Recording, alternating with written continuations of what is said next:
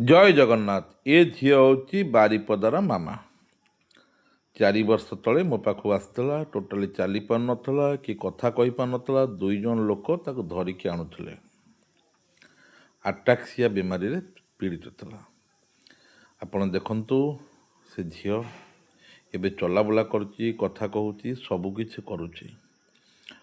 ସେ ମୋରି ପାଖରେ ଏଠି ଭଲ ହେଇଛି। ସେହି ଦିନଠାରୁ ପ୍ରତ୍ୟେକ ନୂଆ ବର୍ଷରେ ଯେଉଁଦିନ ପ୍ରଥମ ମୋର କ୍ୟାମ୍ପ ପଡ଼ିବ,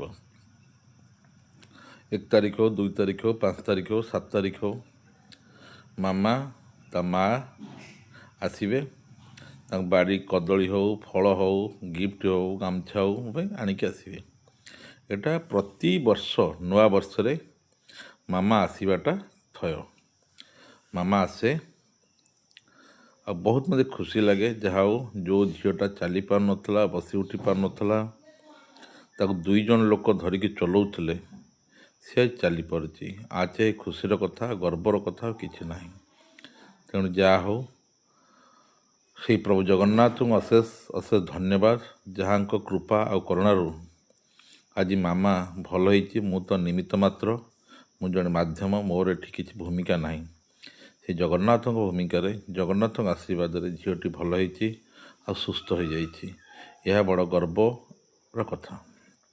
ଆପଣମାନେ ଜାଣିଥିବେ, 2011 ମସିହାରୁ ମୋର ଦୈବୀ ଚିକିତ୍ସା ଚାଲୁଛି। ଓଡ଼ିଶା ନୁହେଁ, ଇଣ୍ଡିଆ ନୁହେଁ, ବାହାର ଦେଶକୁ ମଧ୍ୟ ଯାଉଛି। ଏମିତି ଗୋଟେ ଚମତ୍କାରୀ ଦୈବୀ ଚିକିତ୍ସା, ଯାହା ଏଠାରେ କୌଣସି ଖାଇବାର ନାହିଁ, ପିଇବାର ନାହିଁ, ପାଳିବାର ନାହିଁ, କି ବେତମାଳ ଖାଇବାର ନାହିଁ, କି ତେଲ ଘଷିବାର ନାହିଁ। କେବଳ ଟିକେ ସ୍ପର୍ଶ ଆଉ ଟିକେ ଆଶୀର୍ବାଦରେ ଅସାଧ୍ୟ ରୋଗ ସବୁ ଭଲ ହେଇଯାଏ। ଆଜିର ଆଧୁନିକ ଯୁଗରେ କେହି ବି ବିଶ୍ୱାସ କରିବେନି ଯେ ଏମିତି ଗୋଟେ ଜିନିଷ ହେଉଛି, ଏମିତି ଗୋଟେ ଜିନିଷ